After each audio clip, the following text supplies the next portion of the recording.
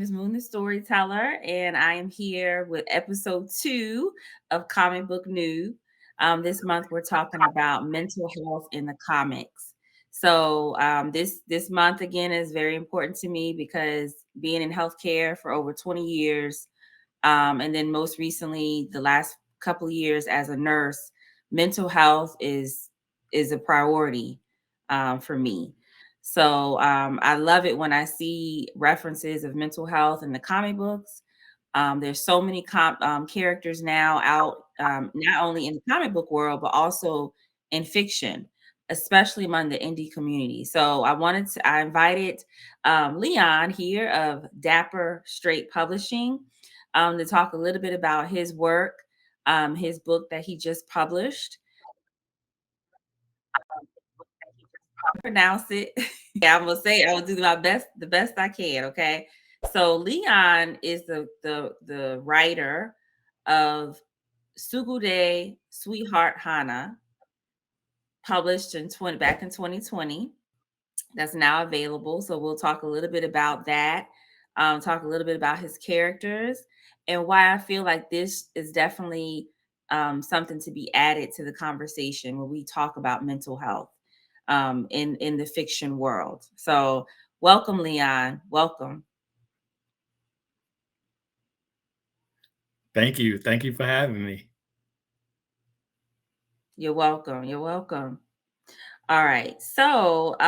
Let's jump right into it. Before we talk about your book, I'm all about storytelling. I love when someone can tell a great story, whether it's through comics, whether it's through fiction, a narrative piece, whether it's through poetry, singing. I love a good storyteller. And just by reading a few pages into your book, I'm already hooked. I can't wait to read the rest. You are definitely a storyteller in my humble opinion. So take us back to the day you became a storyteller.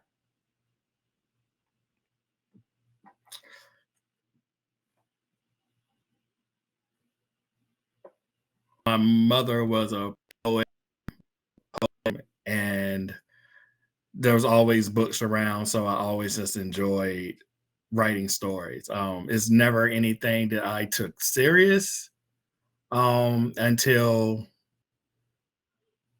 2016. I think it was when things really slowed down for me as far as work was concerned, and I actually had a chance to kind of digest some things that was really bothering me. And it was actually my wife's suggestion. She was like, "You got to write because my mindset was not healthy." And so that's how I really got back into writing like a lot. And 3 years later, I was able to publish this book from that. Wow. Wow. So this book, Sugure Sweetheart Hana, I love saying that name, is actually it was almost like therapy, for you. Would that be an accurate statement? Yes, it absolutely was. So in 2017, I switched jobs from a job that I was working, 14 hours a day, hardly ever seeing my family. And then I came back to Raleigh working a more typical 9 to 5. And that's when everything really caught up to me mentally. The things I hadn't had our time to compartmentalize kind of hit me. And so mentally, I was in a bad spot. And that's what my wife she told me. She was like, you love writing, you got to start writing, you got to get this stuff out. And so that's when I started writing. And what didn't start writing this story, started writing off on other things. And the important thing was just to keep writing and just keep expressing myself so that it didn't build up. Yeah, I think that's really important. And especially in our culture in this country, um, mental health is just really starting to um, become a conversation. Mhm. And I think that's in part to, the younger generation, because the younger generation is very vocal, very open about their feelings, about what doesn't feel right to them. They're very transparent. So, I'm really grateful for this newer generation coming up, because it does encourage us, especially creatives, to have this conversation Mhm. and not hold it in, because especially, in our culture too, we're supposed to hold things in. We're not supposed to react. We're not supposed to feel. We're not supposed to have any type of opinion. We just work, work, work. So I'm really glad that you have a support system. You're with your wife, and I'm sure you have other people in your life that encourage you to sit down and just you know put it all out on the page. So that's something a lot of people don't have. So that's really good to hear. So let's get into the story, because you sent me a synopsis, and I'm telling you, I told you when we was talking before I pressed record, this sounds like something I would see on Netflix. Like this is a really interesting story. And as I said, I got pulled in right away. I can't wait to see how it ends.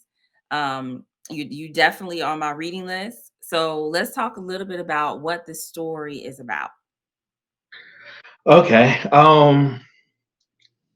Topic wise, it is it's a hard one to talk about. It's a discussion that most people don't want to have. And the one thing that I wanted to talk about was the way that in this country, in this society, that women are treated. Mhm. Um, all the way from the influences and the messages that we give our young girls, um, all the way up to the most traumatizing and things like sexual assault and things of that nature. Yeah. And I wanted it to come from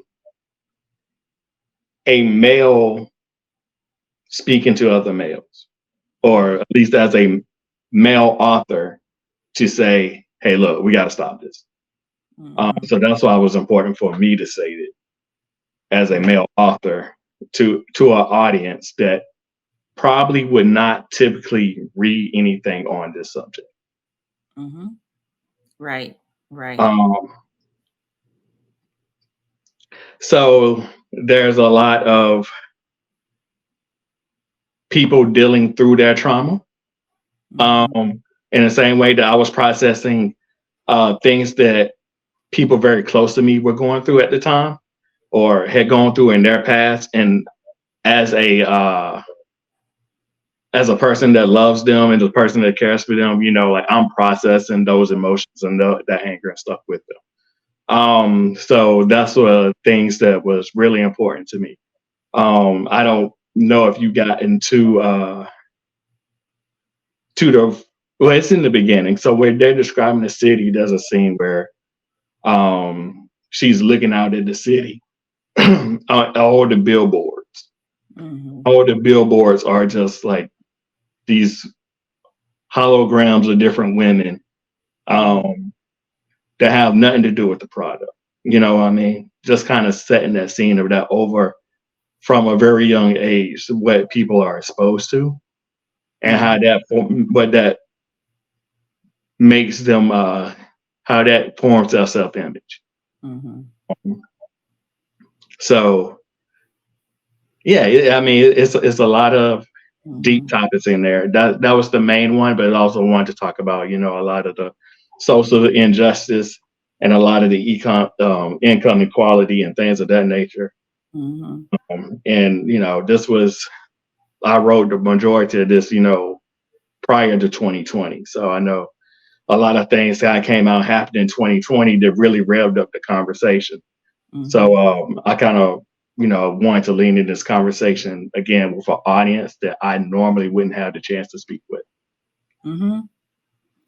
Yeah, and so I hear the themes of, childhood trauma. I hear oppression. I hear misogyny. There's a lot of themes that we've all see it. Some of us have actually experienced it. And what I liked about this is that you actually don't choose a character that's male. You actually chose a female character to Mhm. represent these values. So are these not values, but these themes. Mhm. So the if someone was to ask you, give you give a synopsis of your story, what would be the synopsis of that story? Is a girl coming of age in a futuristic city, where she's having to really define who she's going to be. And coming from a as a second class citizen, that she is now on her road to move up and get into a better economic status, what is she willing to sacrifice in order to get Hmm. And these are choices that a lot of people have to make, there? Mhm. at a young age. And sometimes it continues as they grow up. So this is a really relevant story. I feel a relevant story. So let's talk about your main character. What's Okay. her name? And Hanako? Okay. Hanako. Yes. I jumped the gun. Go ahead, ask a question. No, no, no. That was it. What's her name? Because I wrote down the phonetics, but I'm like, I'm gonna still mess it up. Um, Tell us a little bit about Hanako. Hanako Akahashi, she is a 16-year-old girl, like I said, coming up in Sugare City, which is a fictitious city in Ohio. Um, and because of her mother's ranking, not ranking, but because of her mother's status, she's basically stripped of her name. And the government, she comes in as an orphan to the government, to the state system. They only call her Hana, and there is a stigma associated with people who only have one name or don't have a family name. Mhm. Um, and she fixed that stigma, but that stigma lives with her, and so from that point forward, she knows her opportunities are limited, um, as a second class citizen. And so, don't know how much I should say, but from that point on, it's a struggle of survival. And like I was saying, she really has to, based upon the people that she meets, she really has to look at her life and say what's worth it and what is not worth it. Mhm. Yeah, I mean, yeah, I didn't want to give away too much because you sent me a few notes to go by, but I didn't want to give away too much. I think this story is something that everyone can read. Um, well, maybe not children, but you know what I Sure, mean. I not think this is children. something that I think this is something that teenagers can read, adults, and I'm in my 40s and I want to read it. So this is a story that's definitely relevant and worth reading. Um, so let's talk a little because I asked you, do you speak Japanese? And you said no. So why did you choose a character that whose ethnicity is American, but her mother is Japanese? What was the inspiration behind that? What was the creative process behind that? Um, so the story is very anime motivated or influenced. Hmm. The character, in herself, was me trying to make a Goku from Dragon Ball Z, but without any powers. And I don't know if you're familiar with the show, Hmm. but it's kind of it's one of those shows where they get into a fight and then one person power ups and then the next person power ups and so forth. Hmm. So for me, I just thought, what would it be like if they didn't have special powers? Um, and so that was the initial reason for making her a half Japanese character. Because again, there are certain factors that play later on into the story that makes it beneficial to have her have like mixed or something. But the original character and even the name Hanako, yeah, because it was based off of an anime. Gotcha. Okay. All right. Good. Good. I can see the connections. Um, and I mean, is it too much to ask? Like, or will it give anything away? What is the name of that? What is the meaning of her name, Hanako? Um, Or will that give anything away?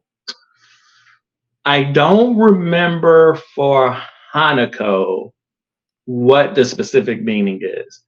Um, there is a Japanese kind of, I guess, like folklore about a young girl in a bathroom named Hanako who dies tragically and haunts the bathroom. And if you say Hanako-san, Hanako-san, Hanako-san, she appears.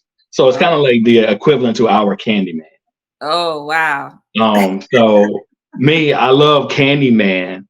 So to have kind of like that parallel, um, that's what I was going for. I wanted, before I even start to write this story, I wanted to write a villain as my main character. That was my focus. That was the challenge before I knew what the story was. I knew I wanted my main character to be a villain. And so the name Hanako and being like this person that haunts bathrooms and scares children. That name sounded familiar. That it fit. The Akahoshi actually means red, like red star or red spot. So, and you probably read, this is in the very beginning too, where it talks about her and her mother both having eyes that turn red when they get mad. Again, that kind of goes back to the Dragon Ball Z type kind of thing, where they physically transform when they power up, and their hair changes color and stuff like that. So her eyes change color, and her mother has the same eyes, and it's a point down their lineage, and that's where the name Akahoshi comes from. It's red star. Wow. Wow. So now I have to ask, have you all been to Japan? I have not. I want to go, but no, I haven't been. That was that you definitely have to go. And all this influence and this character makes you wanna go. And I know Japan is the birthplace of manga. So no. So my next question is, I know you mentioned a little bit about your personal journey, and then you also mentioned how important it was for you to deliver this message of, we need to do better. We need to treat our women better to other men. So let's get a little bit more into that. Besides why did you choose this particular character? Because you chose a 16-year-old teenage girl.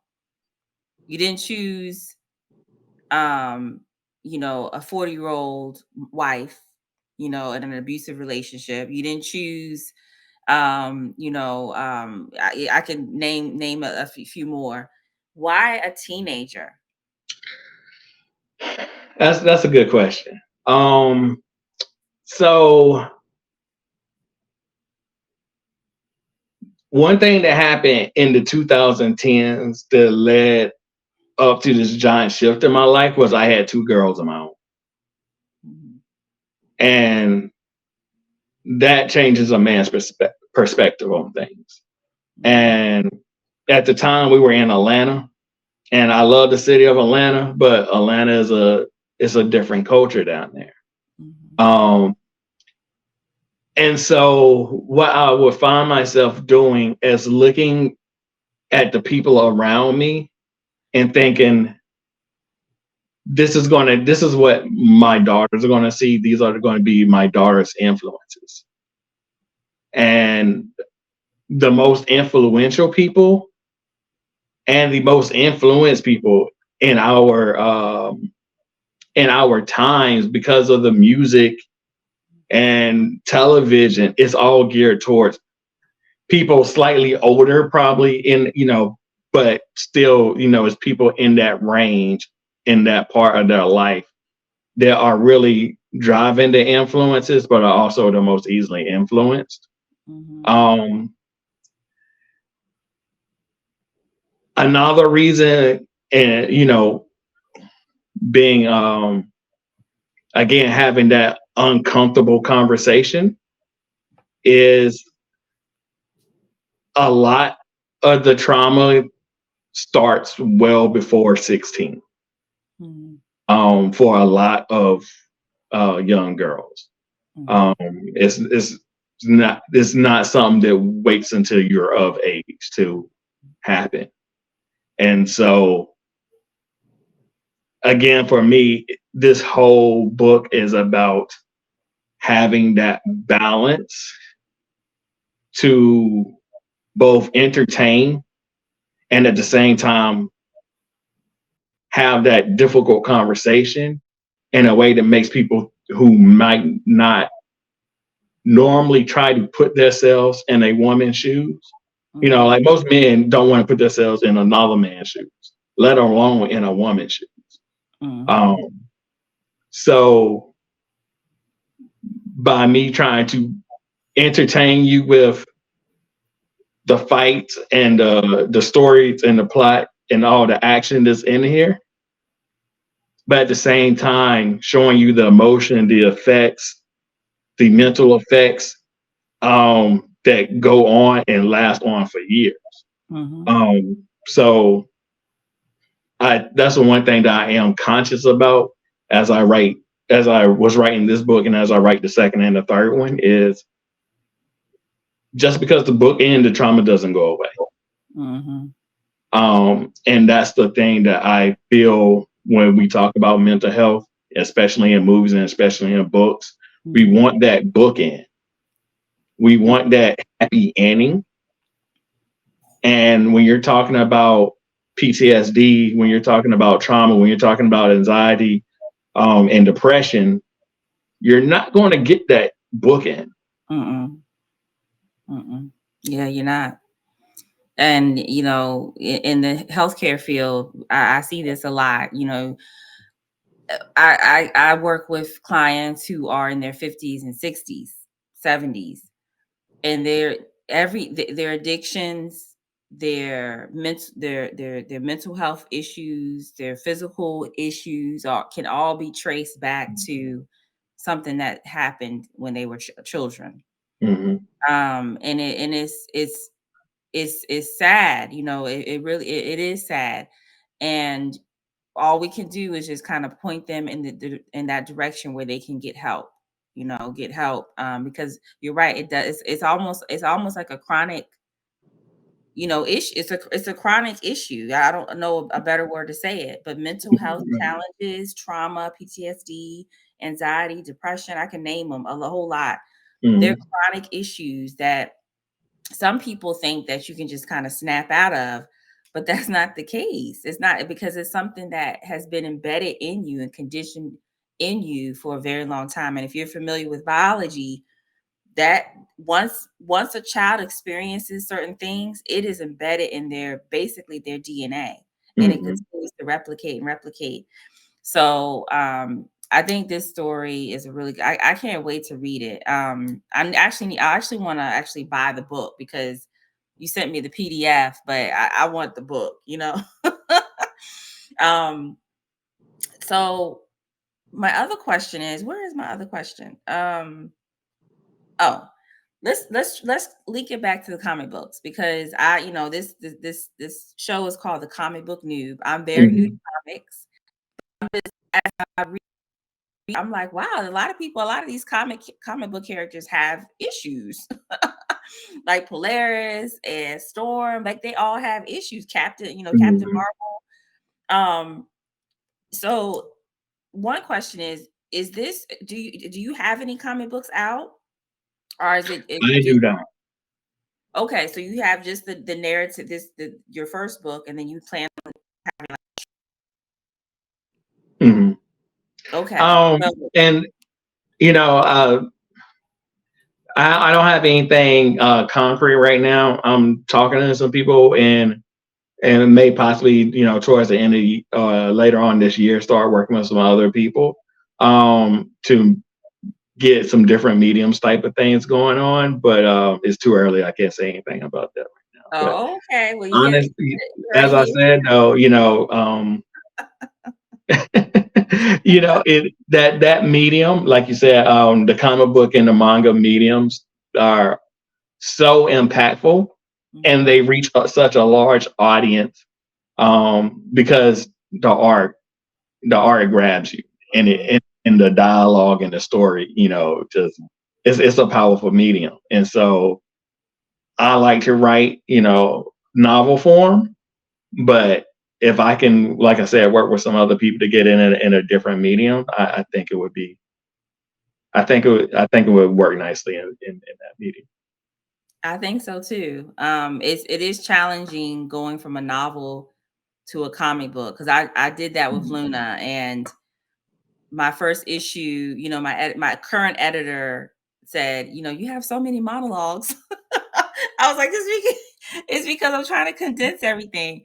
But Hmm. I think that, no matter what you decide to do, this what you're doing in championing mental health and making sure that we take care of ourselves, but also take care of the ones who are vulnerable in our communities. You can't go wrong. You can't go wrong with that. Um, how do you feel about mental health in the mainstream? So I guess I'm talking about more so the big two, right? DC and Marvel. So we have some latest examples is the Guardians of the Galaxy. All of them, have trauma issues, right? Have PTSD, anxiety, depression from things that happened when they were children. We have that, for example. We have the Flash that I don't think it's come out yet. I think it's coming out. He's dealing with the issues from his childhood. And then even the comic books, we have a lot of examples of people that Hmm. have mental health issues. So how do you think it's being represented? Do you think that mental health and how serious it is, and that it's not just something that can be cured by just saying the end? How do you think that Hollywood, the comic book world, the comic book industry, how do you think they're dealing with mental health It's and a what? it's a hard thing to portray um from my view, realistically, for two reasons. One is it's different for everybody. Mhm, So you're trying to condense a very complex um, spectrum of feelings, emotions, thoughts, and you're basically reducing it to stigmas or to things that are quirky and easily to recognize. mhm, And you would kind of see that for like a lot with like the Joker character. And even though it's been portrayed very well in a different stories, mhm, um, it's going to rely on some of those tropes, mhm, um, because that's what the audience knows. And mhm. to reinvent something completely different and tailor it to one specific person is difficult. um, so I can say that I guess you can kind of see where they're trying to make progress. You can see where it's becoming a part of the discussion.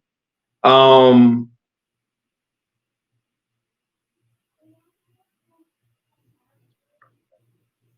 and I'll commend you for that. You know what I mean? But yeah, that is it's hard. It's a hard thing to actually.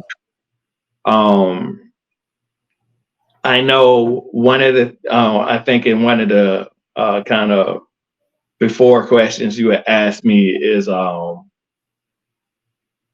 when you're talking about mental health, how does that apply to each of your characters, or like how do you apply that to your characters?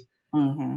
And when I read that question, my first immediate thought was, how do you separate the two? Because like from what I've learned over the last few years is everything's a spectrum, and we kind of focus on the ones that like once you hit, I don't want to say milestones, but once you hit these kind of symptoms, we can diagnose you with this. Or typically it's like, once you once you cause a problem for yourself or to for someone else, then the diagnosis or then the labels will start to, you'll want to put a label on it so that they can begin to treat it. Mm-hmm. Um, but until that happens, like we all deal with uh, different different symptoms that we may not even notice, or Mm-hmm. someone else may not notice because they haven't become a problem. Right. So in learning that everything's a spectrum, and somebody's anxiety may look completely different than the next person's anxiety. Someone's depression can look completely different than the next person's depression. Um, when you're talking about building characters and how they react to different stressors, I think that's automatically built in. Mm-hmm. Yeah. That's character development genius right there. I mean, you can tell when a writer has really thought about their character and their backstory and their personality, their health, and how they have used this character to represent this greater theme. And with you, it's trauma and anxiety and PTSD, and how that has impacted the decisions Hanako makes, throughout her life. So that is storytelling. And I love it when people can when I see this in people's work. Because the scenes just write themselves. Like, this person who's undergoing this amount of stress or is experiencing this trauma, this is what they're going to do, and this is what they may do in this situation, and the scenes begin to write themselves. Did you find that it was once you kind of got into it and you tapped into how your feelings, you tapped into that and tapped into your relationships with your daughters and perhaps your wife and other memories, did this story just kind of start writing itself? Over and over again. Uh-huh. Because I did plot out my storylines. Mhm. I am horrible about keeping on a storyline or keeping on what I plotted out. Um, and so for me, knowing I guess the base of what my character is, Mhm. and knowing where she's coming from, and knowing how she reacts to things, and a lot of her reactions is me. You know what I mean? Mhm. Um, when you talk about like her social interactions, that a lot of those are kind of like my own personal insecurities, my own personal anxieties about certain situations and Mhm. dealing with.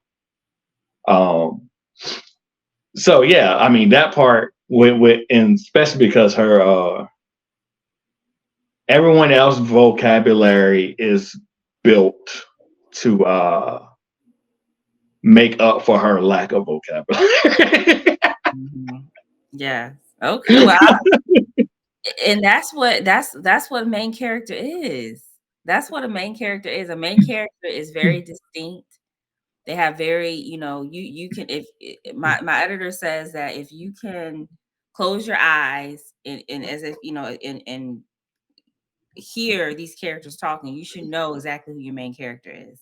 Yeah, yeah, So, exactly. yeah, and but that also is aligns with what we understand, trauma to be in some cases.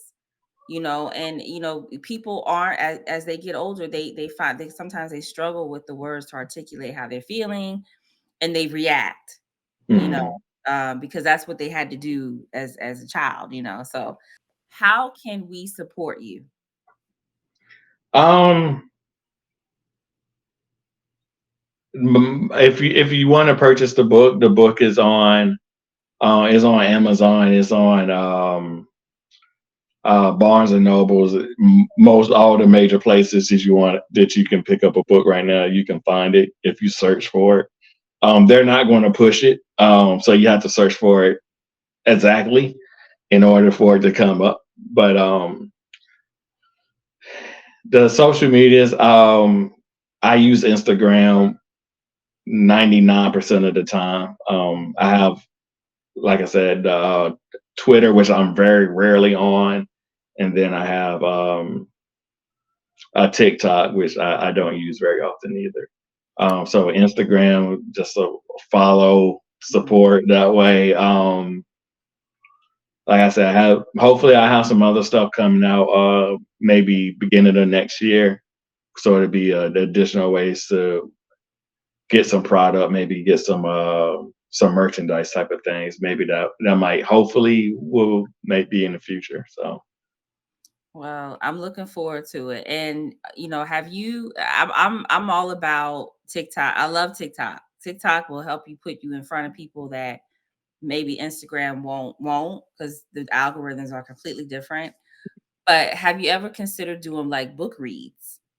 Like that first, of course, you would have to probably, obviously have a warning on your content. But book reads, I'm telling you, especially that first scene, it, it will it will draw people in. I would tell you that this book is so different from my personality that is actually weird and uncomfortable for me to read. Oh wow, wow, wow, wow. That's how deep this is. That's how deep this is. Yeah, it's completely different from me, from like me and my everyday self, Hmm. and this is hyper aggressive, um, because it is because I like I said, and there's a laundry list of things that we could talk about that was happening between 2017 and 2020, just on the national scale, not even like stuff that happened with people that I know or people or things that happened in my personal life. On a national scale, there was so much that happened. Hmm. And so this was about getting that anger out, So for everyone is like, I can see it. Why can no one else see this? No, no, clearly I'm not the only person who sees this, and yet the world keeps marching towards it anyway. I kind Hmm. of feel like if you felt like that, this book is for you. So again, we have Leon of Dapper Straight Publishing. He is the writer, author of Sugare Sweetheart Hana, a novel that was published back in 2020. You can support him by going down into the information. I'm going to put all his information down below, and just follow him on Instagram, and also buy his book that's now available at any bookstore, Barnes and Nobles, Amazon. And let's keep talking about mental health and therapy, and how we can cope with mental health challenges, but also how we can help those who we love who may be going through the same thing. So All right. So now it's time for the lightning round. You ready? Now, no, of course not. All right. So what's the last TV show you watched? um, so I finished up anime series, of course. Um, Yesterday, Tokyo Revengers. That was Okay. that finished that yesterday. Okay. All right. All right. Do you like the old? Do you prefer the old Fresh Prince of Bel Air, or do you like the reboot of So Fresh I've Prince? only seen 2 or 3 episodes of the new one. Hmm. So I'm gonna go with the old one. Okay. All right. I'm an '80s baby. Gotta. Uh-huh. Yes. Yes. Um. Okay. Fill in the blank. Mhm. Japan is.